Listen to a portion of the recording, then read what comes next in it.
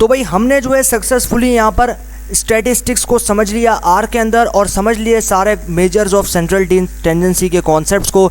अभी टाइम है यहाँ पर आर के डेटा सेट्स को समझने का। तो अभी जो है हम लोग यहाँ पर आर के अंदर डेटा फ्रेम को, आर के अंदर डेटा सेट्स को जो है वो यहाँ पर समझेंगे और उसके जो सारे कॉन्सेप्ट्स हैं उनको समझेंगे और प्रैक्टिकली फिर इम्प्लीमेंट करेंगे आर स्टूडियो के अंदर। तो सबसे पहले भाई आप यहाँ पर देख रहे हो कि हम लोग जो है यहाँ पर आज स्टार्ट करेंगे आर के डेटा सेट को। तो आर के डेटा सेट से पहले हम लोगों ने आर के अंदर स्टैटिस्टिक्स को समझ लिया और मेजर्स ऑफ सेंट्रल टेंडेंसी, जिसमें मीन, मीडियन और मोड को जो है वो हमने समझ लिया। तो अभी जो है हम लोग इसको समझते हैं और फिर फाइनली इसके जो कॉन्सेप्ट्स हैं उनको इम्प्लीमेंट करते हैं आपके पास आर स्टूडियो में। तो भाई आप यहाँ पर देख रहे हो कि हम जो है सबसे पहले स्टार्ट करेंगे प्रिंट करते हुए, डेटा सेट को प्रिंट करते हुए। तो आप यहाँ पर देखो तो आपके पास यहाँ पर एक डेटा सेट होता है एम्प्टी कार्स, यानी कि आपके पास जो है वो डेटा सेट मतलब आपके पास जो डेटा फ्रेम है वो आर के अंदर बहुत सारे आते हैं बिल्ट इन, जिसके ऊपर जो है वो आप यहाँ पर एनालिसिस कर सकते हो। जिस तरीके से मैंने आपको सी बॉन्ड का बताया था, तो इसी तरीके से आर में भी जो है आपको बहुत सारे डेटा स्ट्रक्चर जो है वो आपके पास यहाँ पर आते हैं। और आप जो है डेटा स्ट्रक्चर तो आते हैं, उसके साथ साथ डेटा फ्रेम भी आते हैं और उन्हीं डेटा फ्रेम्स के साथ में जो कि बिल्ट इन आते हैं आर में, उसके साथ में जो है आप यहाँ पर डील कर सकते हो, उसके साथ में एनालिसिस कर सकते हो। तो भाई सबसे पहले अगर हमें यहाँ पर देख रहे हैं तो सबसे पहले हम यहाँ प्रिंट कर रहे हैं अपने डेटा फ्रेम को। तो हमारे पास जो है आर के अंदर एक बिल्ट इन डेटा फ्रेम आता है जो कि होता है एम्प्टी कार्स। तो एम्प्टी कार्स नाम का एक डेटा फ्रेम आर के अंदर बिल्ट इन आता है। तो उसको अगर हमें प्रिंट करना है तो हमें जो है यहाँ पर प्रिंट फंक्शन को यूज़ करना पड़ेगा या फिर करना पड़ेगा हमें उस डेटा फ्रेम के नाम को यूज़, और फिर हम जो है जब एग्जीक्यूट करेंगे तो हमारे पास वो जो डेटा फ्रेम है वो यहाँ पर प्रिंट हो जाएगा। तो इस तरीके से सिंपली आप जो है यहाँ पर इस चीज़ को प्रिंट कर सकते हो।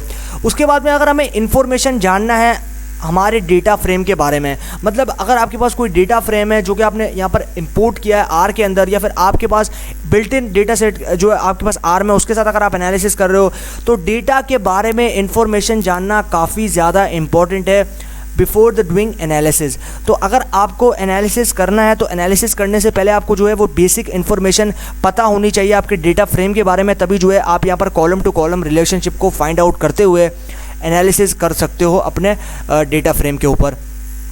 तो अगर आपको यहाँ पर इन्फॉर्मेशन जानना है तो उसके लिए जो है आपको एक क्वेश्चन मार्क ऑपरेटर को यूज़ करना पड़ेगा। तो आप यहाँ देख रहे हो सबसे पहले मैंने क्वेश्चन मार्क ऑपरेटर को यूज़ किया, उसके बाद में मैंने अपने डेटा फ्रेम का नाम दे दिया जो कि है मेरे पास एम्प्टी कार्स। तो ऐसा करने से क्या होगा, ऐसा करने से ये होगा कि भाई आपका जो डेटा फ्रेम है उसके बारे में आपको कंप्लीट इन्फॉर्मेशन मिल जाएगी कि कौन सा कॉलम किस लिहाज का है, कौन सा कॉलम के अंदर क्या इन्फॉर्मेशन स्टोर्ड है।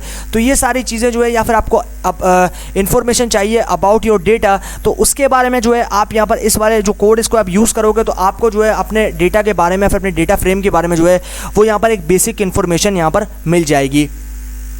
उसके बाद में हम लोग क्या कर रहे हैं, उसके बाद में आप यहाँ देख रहे हो कि हमने बनाया एक ऑब्जेक्ट या फिर एक वेरिएबल जिसको हमने नाम दिया है यहाँ पर डेटा अंडरस्कोर कार्स का। उसके बाद में आप ये देख रहे हो मैंने यूज़ किया असाइनमेंट ऑपरेटर, और उसके बाद में मैंने यूज़ किया अपने डेटा फ्रेम का नाम जो कि है एम्प्टी कार्स। उसके बाद में आप यहाँ देख रहे हो डिम। तो ये डिम क्या होता है, ये डिम बेसिकली डायमेंशंस के लिए यूज़ होता है और इससे जो है इस फंक्शन के थ्रू जो है आप यहाँ पर डायमेंशन जान सकते हो अपने डेटा सेट या फिर अपने डेटा फ्रेम की। तो अभी अगर आप यहाँ पर देखो तो मैंने जो एक डेटा फ्रेम बनाया, फिर एक ऑब्जेक्ट मैंने वेरिएबल मैंने बनाया है, उसके अंदर मैंने स्टोर करवाया यहाँ पर एम्प्टी कार्स नाम के मेरा जो डेटा फ्रेम है उसको, और उसके बाद में जो है अभी मैं इसकी डायमेंशंस को चेक कर रहा हूँ। मतलब मुझे ये जानना है कि मेरा जो डेटा फ्रेम है वो मेरे पास यहाँ पर 2D है, 3D है या फिर 1D है। तो अगर मुझे ये जानना है तो मुझे जो है यहाँ पर डायमेंशन यानी कि डिम फंक्शन को यूज़ करना पड़ेगा और उससे जो है ये मुझे बता देगा मेरे डेटा फ्रेम की डायमेंशंस को। तो अभी आप यहाँ देखो तो अभी जो है मैंने इस ऑब्जेक्ट को पास कर दिया जिसमें मैंने स्टोर करवाया था अपने डेटा फ्रेम के नाम को, और उसके अंदर जो है फिर मैंने जो है जब मैं एग्जीक्यूट करूँगा तो मेरे पास रिजल्ट आएगा, यानी कि मुझे जो है इसकी डायमेंशंस पता चल जाएंगी। उसके बाद में अभी मेरे पास यहाँ पर एक दूसरा फंक्शन आता है जो कि आता है नेम्स का। तो अगर आपको यहाँ पर अपने टोटल नंबर ऑफ कॉलम्स देखने हैं आपके डेटा फ्रेम के, तो उसके लिए जो है आपको यहाँ पर नेम्स नाम को यूज़ करना पड़ेगा, मतलब नेम्स फंक्शन को यूज़ करना पड़ेगा। तो आपको नेम फंक्शन को जो है वो यूज़ करना पड़ेगा, और जैसे ही आप नेम्स फंक्शन को यूज़ करोगे तो आपके डेटा फ्रेम में या फिर आपके डेटा सेट में जितने भी कॉलम्स रहेंगे उन सारे कॉलम्स के नाम जो है वो आपके सामने यहाँ पर शो हो जाएंगे। तो ये होगा भाई दो फंक्शन हमारे पास आर के अंदर जो कि हम लोग यूज़ करते हैं। तो भाई उसके बाद हमारे पास यहाँ पर आता है दूसरी चीज़ें। तो अभी जो है हमें यहाँ पर देखना है इस चीज़ को। तो अगर अभी आप यहाँ पर देखो तो मैंने उसी तरीके से यहाँ पर एक ऑब्जेक्ट बनाया जिसको मैंने नाम दिया है यहाँ पर डेटा कार्स का। उसके बाद में मैंने दिया यहाँ पर अपने डेटा फ्रेम का नाम जो कि है एम्प्टी कार्स। उसके बाद मैं यहाँ यूज़ कर रहा हूँ रॉ नेम्स। तो अभी अगर मैं बात करता हूँ नेम्स और रॉ नेम्स के बीच के डिफरेंस को, तो नेम्स जो है वो सिर्फ आपको कॉलम्स दिखाता है, लेकिन अगर आप बात करते हो रॉ नेम्स की तो इसका मतलब ये है कि जो रो के अंदर नेम्स होंगे, यानी कि जो आपके पास रॉज होंगी उन रॉज के अंदर नेम्स होंगे, वो नेम्स को जो है अगर आपको यहाँ पर देखना है तो उसके लिए आपको रॉ नेम्स फंक्शन को यूज़ करना पड़ेगा। और उसी के अंदर जो है आप यहाँ पर जब इसको यूज़ करोगे तो आपके पास जो है ये डेटा फ्रेम जो है फिर डेटा सेट जो है उसके अंदर आपके पास ये रॉ नेम्स जो हैं उसके शो हो जाएंगे। तो इसी तरीके से अगर मैं बात करता हूँ यहाँ पर, तो यहाँ पर भी आप देख रहे हो भाई मैंने जो है एक ऑब्जेक्ट को यहाँ पर बनाया है और उसी तरीके से मैंने अपने डेटा फ्रेम का नाम दिया और अभी मैं यहाँ पर यूज़ कर रहा हूँ अपने डेटा जो मेरा ऑब्जेक्ट है उसको, और उसके बाद मैंने यूज़ किया है डॉलर सिंबल के साइन को, एंड देन मैं जो है अपने कॉलम को दे रहा हूँ जो कि है साइल। तो यहाँ पर आप देख रहे हो साइल SYL साइल वाले कॉलम को जो है इसके साथ में मैं मैप कर रहा हूँ। उसके बाद में इसी तरीके से अगर हमारी वैल्यू को हमें सॉर्ट करना है, मतलब हमारी वैल्यू जो है वो डिसअरेंज्ड है या फिर हमारी वैल्यू जो है वो अनऑर्डर्ड है, तो उसको जो है अगर हमें ऑर्डर्ड फॉर्म में लेकर आना है या फिर सॉर्ट करना है तो उसके लिए हमें सॉर्ट फंक्शन को यूज़ करना पड़ेगा। और आप यहाँ देख रहे हो मैं जो है डेटा अंडरस्कोर कार्स वाला जो ऑब्जेक्ट है फिर वेरिएबल है उसको मैं यूज़ कर रहा हूँ। उसके बाद में जो है मैं यहाँ पर यूज़ कर रहा हूँ एम्प्टी कार्स। तो आप यहाँ देख रहे हो एम्प्टी कार्स वाला जो ऑब्जेक्ट है फिर मेरा जो यहाँ पर मेरा डेटा फ्रेम का नाम है उसको मैं यूज़ कर रहा हूँ। उसके बाद में जो है मुझे यहाँ पर सॉर्ट फंक्शन को यूज़ करना पड़ेगा और उसके बाद में मैं सॉर्ट करता हूँ अपने डेटा फ्रेम को किसके साथ, साइकिल वाले ऑब्जेक्ट के साथ। तो अभी उसके लिए मुझे यूज़ करना पड़ेगा डॉलर साइन एंड देन मैं जो है साइल जो है उसको यूज़ कर दूंगा। तो इस तरीके से क्या होगा, इस तरीके से मेरे डेटा फ्रेम में जो भी कॉलम्स होंगे उन कॉलम्स में जो भी वैल्यूज़ होंगी अगर वो यहाँ पर अनऑर्डर्ड होंगी तो वो जो है वो क्या हो जाएंगी, वो सॉर्ट हो जाएंगी अपने अल्फ़ाबेटिकली ऑर्डर में। तो इस तरीके से हमने जो है सॉर्ट फंक्शन के थ्रू अपने डेटा फ्रेम को सॉर्ट भी कर दिया। अभी टाइम है समरी का। तो अगर आपको अपने डेटा की समरी को देखना है, मतलब डेटा की ओवरऑल पूरी प्रोग्रेस देखने, मतलब डेटा के अंदर कितने कॉलम्स रहेंगे, कितनी वैल्यूज़ रहेंगी, या फिर ओवरऑल कितने रॉस कितने कॉलम्स रहेंगे, या फिर ओवरऑल कितनी डिफरेंट वैल्यूज़ रहेंगी, कितने कॉलम्स रहेंगे डिफरेंट, तो वो सारी चीज़ें अगर आपको यहाँ पर देखनी है तो आपको समरी फंक्शन यूज़ करना पड़ेगा। और समरी फंक्शन जो है वो आपको यहाँ पर डेटा फ्रेम की या फिर आपका जो डेटा सेट है उसकी समरी प्रोवाइड कर देगा। तो इस तरीके से भाई हमने इन सारे फंक्शंस को जो है यहाँ पर देख लिया। अभी टाइम है इसको प्रैक्टिकली इंप्लीमेंट करने का आर के साथ। तो अभी हम लोग चलते हैं अपने आर स्टूडियो में और आर स्टूडियो में जो है इसको प्रैक्टिकली यहाँ पर इंप्लीमेंट करते हैं और देखते हैं कि हमारा जो रिजल्ट है वो वहाँ पर क्या रहता है। तो अभी चलते हैं आर के अंदर और इसको प्रैक्टिकली इंप्लीमेंट करते हैं। तो भाई हम लोग आ चुके हैं अपने आर स्टूडियो में और सबसे पहले मैं आपको ज़रा बता देता हूँ यहाँ पे कि भाई हम लोग जो है आर के अंदर बहुत सारे जो आपके पास पैकेजेस हैं उसके साथ साथ बहुत सारे डेटा फ्रेम भी आर जो है वो यहाँ पर बिल्ट इन आपको प्रोवाइड करता है ताकि आप जो है उसके ऊपर एक्सप्लोरेटरी डेटा एनालिसिस कर सको।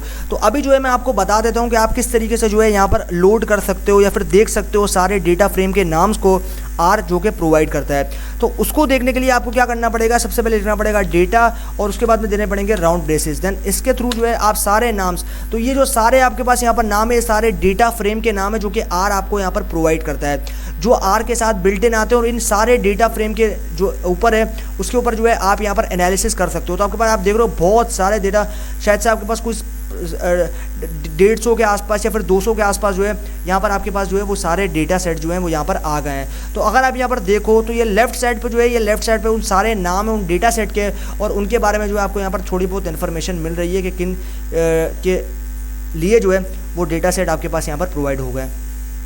तो हमने भाई ये तो जान लिया कि भाई किस तरीके से हम यहाँ पर लोड कर सकते हैं, फिर किस तरीके से हम लोग जो है वो देख सकते हैं सारे बिल्ट इन डेटा सेट को जो कि आर के अंदर आपके पास यहाँ पर आते हैं। अभी जो है हमारे पास यहाँ पर हमें देखना है कि भाई हमें जो है हमारे पास एक एम्प्टी कार नाम का डेटा सेट है, उसको जो है अभी हम लोग यहाँ पर लोड करते हैं। तो उसको लोड करने के लिए हमें जो है आर के अंदर यहाँ पर व्यू मेथड को यूज़ करना पड़ेगा और मैं यहाँ पर लिखता हूँ एम्प्टी कार्स और अभी मैं करता हूँ इंटर। तो भाई जैसे ही मैंने एंटर किया आप यहाँ पर देख रहे हो कि मेरे पास जो मेरा डेटा फ्रेम था एम्प्टी कार नाम का वो यहाँ पर आ चुका है और इसको जो है हमने यहाँ पर सक्सेसफुली जो है वो यहाँ पर लोड कर दिया। आप यहाँ देख रहे हो हमारे पास जो है वो डेटा फ्रेम यहाँ पर आ चुका है। तो इसके अंदर अगर आप यहाँ पर देखो तो इसके अंदर 32 एंट्रीज़ हैं, 9 कॉलम्स हैं और 32 एंट्रीज़ जो हैं वो इस पूरे डेटा फ्रेम में आपके पास यहाँ पर देखने को मिल रही हैं। और इसके अंदर जो है आप यहाँ देख रहे हो कि आपके पास कंप्लीट जो आपके पास एंट्रीज़ हैं वो आपके पास 32 इसमें रॉज होंगी और आपके पास 9 जो है वो यहाँ पर कॉलम्स रहेंगे। तो इस तरीके से हमने भाई इस डेटा सेट को जो है वो यहाँ पर लोड कर दिया।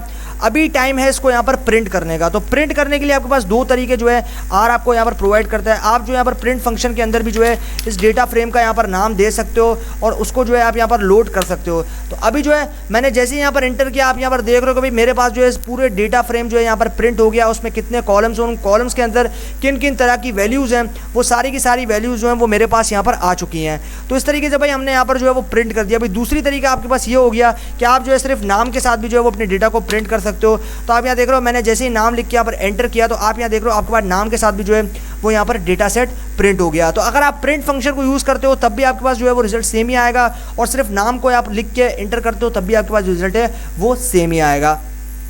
तो भाई हमने यहाँ पर सीख लिया कि हम किस तरीके से प्रिंट कर सकते हैं।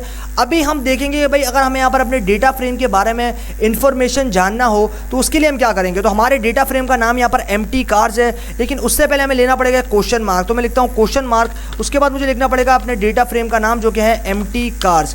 तो मैं लिखता हूँ एम्प्टी कार्स, उसके बाद हम लोग इंटर करते हैं। तो भाई जैसे इंटर किया तो आप यहाँ पर देखो जहाँ पर हमारे पास प्लॉट्स होते हैं उस वाले कंसोल के अंदर जो है आपके पास यहाँ पर ये जो है आपके पास इसके बारे में कंप्लीट इन्फॉर्मेशन जो है वो आपके पास यहाँ पर आ चुकी है। तो आप यहाँ देख रहे हो इसके बारे में जो है कंप्लीट आपके पास इन्फॉर्मेशन जो है वो यहाँ पर आ चुकी है इस डेटा फ्रेम के बारे में।